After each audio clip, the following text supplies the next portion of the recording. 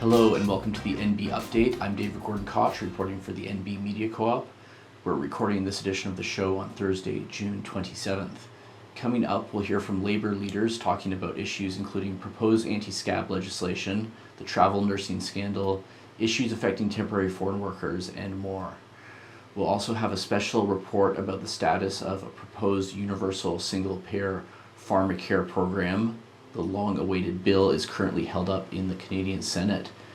We'll have the details on that story right after a roundup of news briefs from the NB Media Co-op. Stay tuned. Officials from the town of Tantramar got an earful from local residents who say their homes have been damaged by quarry blasting. Area residents took issue with several quarries operating under provincial regulations, which the residents say are far too lax to limit damage from earthquake-like blasts. One resident, Sharon Ward, says her whole house shakes due to the blasts and that water will turn different colors. She said the basement of her house has had cracks fixed several times over the past 40 years. Ward also said her daughter, who lives nearby, frequently loses water service. Tantramar is reportedly following up with the provincial government, but the mayor of Tantramar said the town's influence is limited. You can read the full story on our website, mbmediacoop.org, or worktimes.com. That's the website of Bruce Wark, who provided that report. On June 24th, activists in Fredericton participated in a march from City Hall to the Legislative Assembly as part of the National Women's Strike. The event marked the second anniversary of the overturning of Roe v. Wade in the United States. Demonstrations were organized across Canada in solidarity with American women striving to reclaim autonomy over their bodies following the Supreme Court ruling. Shelley Petit, chair of the New Brunswick Coalition of Persons with Disabilities, organized the event in Fredericton. She said women in New Brunswick are facing difficulties accessing both abortion services and proper support for childcare, leaving many feeling unsupported and uncertain about their options. Candidates from the provincial NDP and Green parties both spoke at the event as well.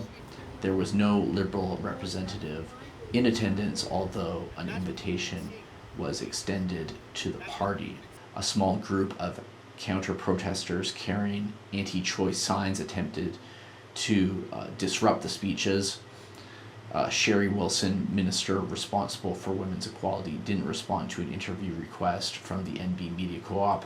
However, the provincial government provided a statement defending its policies and saying in part that the province works to promote gender equality, reduce systemic discrimination, and support initiatives that will improve women's personal, economic, and social security.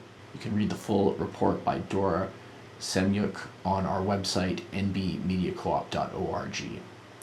And in Elsipogtog First Nation, the class of 2024 will have a head start thanks to a local fundraising effort. By volunteering at a weekly bingo, students earn money which is paid out at the end of the school year to help offset costs ranging from prom dresses all the way to graduation photos. Trinity Santapass, a past graduate who took part in the fundraiser, explained that she enjoyed going to grad bingo every week. She said it was a chance to get out of the house and hang out with friends, and that it was especially fun joining the elders while they played bingo. Valerie Levi said she started thinking about launching the fundraiser after seeing graduates struggling with money.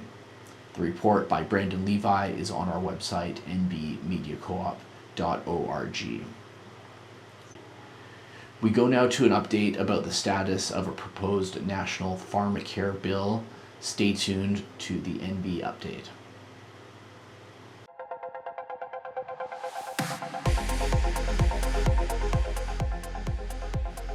Moncton resident Marty Bourgeois works a low-wage job and struggles to make ends meet.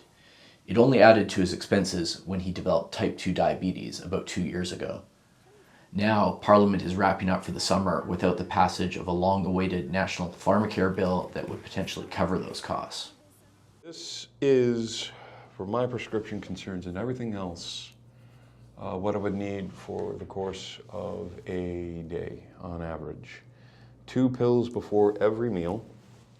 Let's see. I was losing the ability to walk comfortably. I was power sweating. Every odd once in a while, my heart palpitations were growing beyond understanding. But eventually, I had a full collapse. I was given the death sentence that apparently it would basically cost me my foot within a few years. Okay. Thankfully, that is not the case. But the meds and related equipment that he needs to manage his diabetes still cost Marty an arm and a leg, even with the provincial government's prescription drug plan, which provides limited coverage to uninsured New Brunswickers. So what kind of coverage do you have for medications right now? At this time, strictly the New Brunswick drug plan. Members of the program pay monthly premiums and co-payments based on their income from the previous year. Marty says he paid an initial fee of more than $200 just to enroll.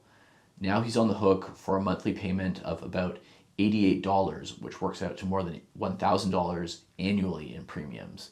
And if you fall behind on those premiums, you lose coverage. It's already happened to Marty in the past. The provincial insurance plan partly covers the cost of his medication, but not equipment like needles. Altogether, he figures he's paying between $250 and $275 per month to manage his medical condition, never mind the costs of buying nutritious food, which is especially important for diabetics. And the costs are even higher if he's got a problem with his equipment. Under worst case scenario, the machine eats shit, falls into the water. The needles, I get a bad batch. The cards don't register. It's not a simple, straightforward process. It's not like just popping a pill, right? It's quite an operation. So it's a hardship on you? Is it a hardship on you to have to absorb this cost? It's not convenient.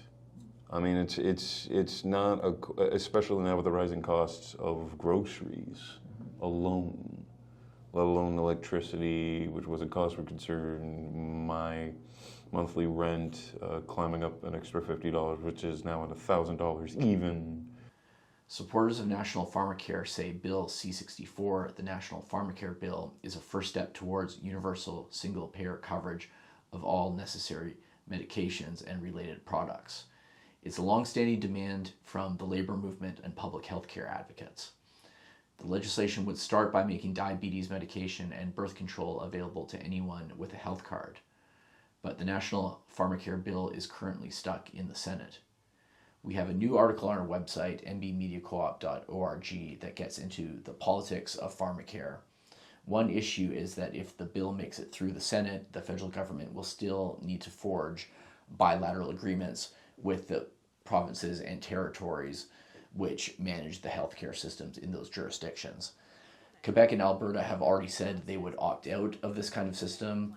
BC has endorsed it. Here in New Brunswick, the Higgs government has been tight-lipped about whether it will join the national pharmacare system or not.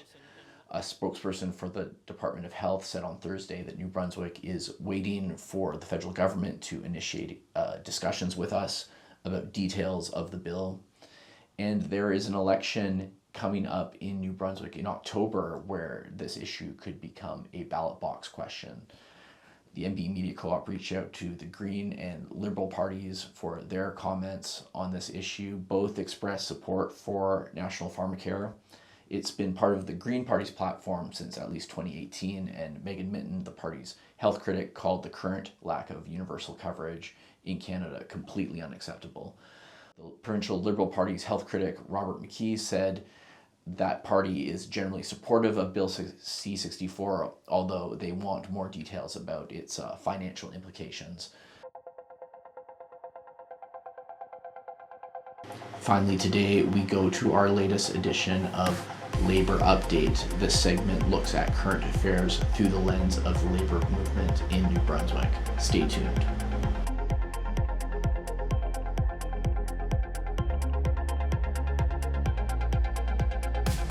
I'm here at the New Brunswick Federation of Labor's office in Moncton with Federation President Danny Légère and George Leaman, who is a rep with the Bakery, Confectionary, Tobacco, and Grain Millers Union, Local 406. Thank you both for joining the NB Media Co-op today. My pleasure, David. First off, let's talk about healthcare. As you know, a national single-payer pharmacare program seems to be within reach at this point, although the bill C-64 is currently stuck in the Senate until at least September, it looks like at this point. So what are your thoughts on this legislation? Well, it's been a long time in coming. It's certainly a key piece to our public health care system, a national pharmacare program. It's a first step, though. I mean, it's very restrictive in what it covers right now, being birth control products and diabetic products. Recently, I was sharing this story with George this morning. There was a fellow that came into the office a couple of weeks ago. And I think he was around 67. He said, I wish I could retire, but he said, when I retire, I won't be able to afford to keep my health coverage. And he said, I'm diabetic. And I said, well, there's this program working its way through the federal parliament. And he was unaware of it, which I was kind of surprised. I thought that was pretty public news, and what was keeping him or forcing him to keep working at his age was the fact that he was diabetic and he couldn't afford his diabetic medication. With pharmacare program, we're looking at a level in the field, I guess, on that, and it's important to look at that. Big pharma will be arguing right straight through that this isn't the way to go, but we know that there's power in numbers, and that's been the way of the world. An interesting question that should be asked, or we should contemplate, is what's the cost of not having a pharmacare program? I know I've talked with healthcare workers over the years, and they tell stories of people who cut their pills in half, or skip a day, or don't take their prescribed medication at all, and end up in hospital. Well, when you come into a hospital, your medication's paid for. It's supplied by the province. It's when you're outside, when you're as soon as you leave. Then you fall back into that same cycle and end up back in the hospital bed. So it raises the question of how much, what is the burden on the healthcare system of all these people who are missing, rationing their medications, and so on and so forth. Yeah, the cost of not having a pharmacare program. And of course, another major healthcare story for New Brunswick right now, of course, is the travel nurse scandal. Many dimensions to this story in New Brunswick, and there's been calls for a public inquiry, which the Higgs government is resisting. Interestingly, the head of Vitalité, Dr. France Desrosiers, recently said the health authorities had presented 9 ideas to Premier Higgs and other government officials. 8 of those ideas involved giving more incentives to existing frontline workers, and the 9th idea was more travel nurses. She said the other ideas would have cost $25 million per year to implement, compared to the $123 million spent on travel nurses since, I think that's the beginning of 2022. Mostly for one company, Canada Health Labs. What's your take on this story? Well, I guess I got to start by applauding Dorothy Shepherd, who called for the inquiry. Former Minister of Health. Former Minister of Health. Resigned. And certainly the Federation of Labour's position is we completely support, and probably next week we'll be publicly calling for a public judicial review of what exactly has gone on here. The beast seems to be growing more tentacles by the day, and I think New Brunswickers deserve answers to what really happened, because there's clearly conflicting or contradictory analysis of who did what when. A lot of finger pointing going on, and you mentioned a judicial review. What would that involve? Well, a review that can subpoena witnesses, because there is obviously going to be some hesitant witnesses during an inquiry. I think that the government has fought tooth and nail about retention. Don't need retention. We need, we may need more people, but we don't have a problem keeping people. Well, we're seeing the other. We're seeing people leaving those jobs. We're seeing people going to be travel nurses other places, etc. like that.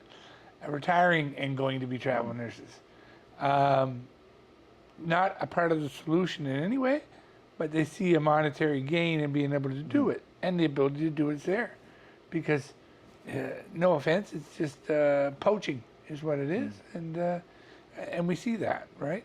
So for even Bruce Fitch or any of them to go around and say that the nurses started this by saying we need people on the ground. Well, they do need people on the ground, but they've needed people on the ground for 30 years. It's not something that's new.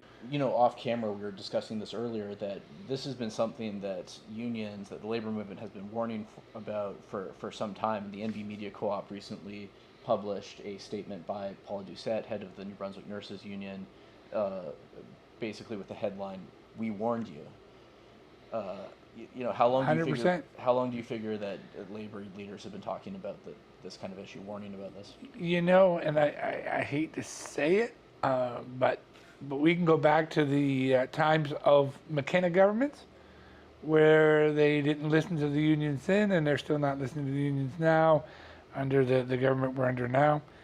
But we've seen, as George said, especially the nurses union, I've been raising the alarm bells for decades to successive governments, liberals and conservatives, about the chronic shrinking number of practicing nurses in our public healthcare system.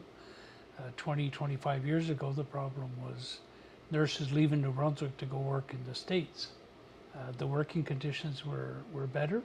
The wages were better, and the benefits were better, and that's, you know, back then the alarm bells were ringing that you got to do something here, but the different governments have kept kicking the can down the road, and that's why the pandemic brought all this to a head, and you know, even today. Not just nurses, but all healthcare workers are working in a really tough environment. They're going to work short almost every shift. There's something that draws people to patient care. That's a true desire to help people. And when you go in and you can't give people the help that you were trained and want to give them just because you're running short, is very hard on healthcare workers. Hard on morale and... Absolutely, yeah. And an election is coming up, but first let's go to this new anti-scab legislation that was introduced by Megan Mitton, member of Cook Tantramar MLA for the provincial Green Party, on May 31st. So this bill would amend the Industrial Relations Act to ban the use of replacement workers, also called scabs, during a lockout or strike, with potential fines of up to $10,000 a day attached to it. This followed earlier in May, federal MPs adopting, I think unanimously, anti-scab legislation for federally regulated workplaces. This kind of legislation already in place in BC and Quebec for decades. In terms of how scabs are actually used in practice, you know, I think examples include 2020, the city of Fredericton brought in replacement workers during a lockout of outside workers with QP Local 508, snowplow operators, mechanics, drinking water maintenance workers, and so on. So, you know, from your perspective, from a labor perspective, talk about the importance of this kind of legislation. Well, this is the second time the Green Party's brought it forward. This last time was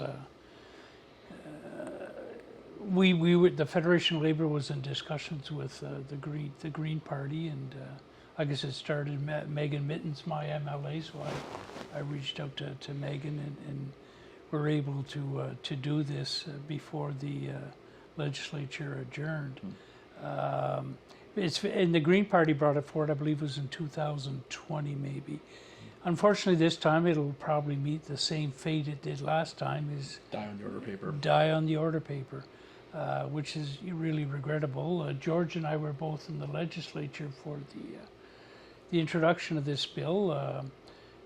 The Liberals and the Green certainly supported it, and every Conservative abstained from the vote, which was telling, I guess. Yeah. But yeah, anti-scab legislation is important. I mean, you named a few examples in the public sector, but there's been some pretty bad experiences with replacement workers, or scabs as we call them in the labor movement, in the private sector as well.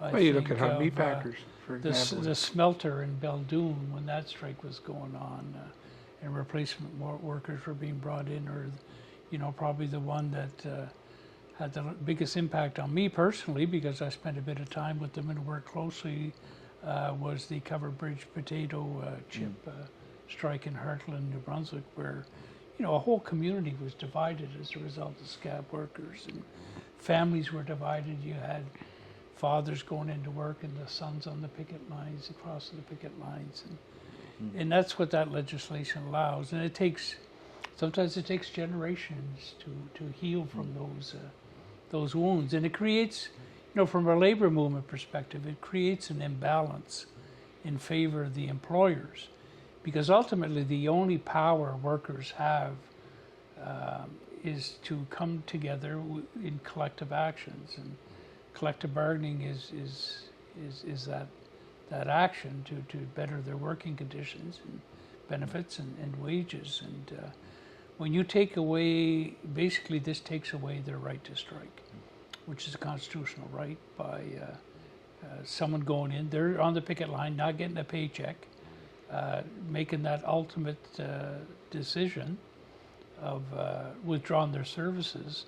And when employers are allowed to either lock those workers out, which happens as well, and bring in replacement workers, and the employer is just business as usual. In most cases, they pay the scab workers more than they do their own workforce. Well, let's turn now to temporary foreign workers, or TFWs, also called migrant workers. There's been a lot happening in the region. Earlier in June, the Nova Scotia Labour Board ordered the company Ocean Pride Fisheries to pay 8 Mexican migrant workers more than $20,000 for compensation for deductions on their wages, missing hours, pay in lieu of hours that should have been paid for when they were suddenly terminated.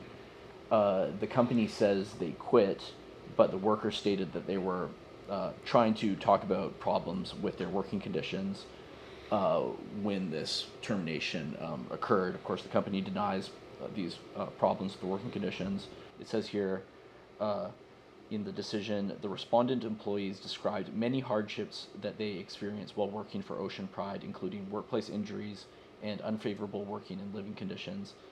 The decision continues, these allegations are distressing, and they underscore the need to ensure the regulation of employment standards for vulnerable foreign workers who are in Canada temporarily. And just, going down the list here, also migrant workers in PEI have been on a hunger strike, demanding permanent residency under immigration rules that were enforced when they arrived on the island, but those rules have since changed. And on Wednesday, June 26th, the feds released numbers indicating that penalties for the employers found to be in non-compliance with the rules of the TFW program have increased by 36% year over year to reach $2.1 million. So when they change the quotas on how many people they're going to let come in and stay, it shouldn't be retroactive to people that are already here under the old rules. All right? I think, you're going to change the rules. You change the rules for future people coming in. Mm-hmm. I think that is out of respect to anybody. Yeah, well, the Federation believes that work should lift people out of poverty, not keep them in it. And unfortunately, what goes on with temporary foreign workers too often doesn't lift those workers out of poverty. Secondly, with an aging workforce and increasing demand for workers, especially, we'll see more and more stress put on our care sector as the population ages. Someone's got to fill those jobs, and a big part of that is foreign workers. But all work, if there's work, and temporary foreign workers have been coming to Canada year after year after year doing the same job. Well, that work isn't temporary. And so, number one, work in Canada should be a pathway to citizenship. That's number one. Number two, in the short term, because one of the problems with immigrant workers is they don't know their rights. They come from countries where they have little to no rights. Until work is a pathway to citizenship, then workers who come over on a temporary basis should automatically go into a union. There's a lot of times we hear of processing plants or agricultural workers that are coming over to work in those sectors. And there's a number of unions that recognize or represent workers in those industries.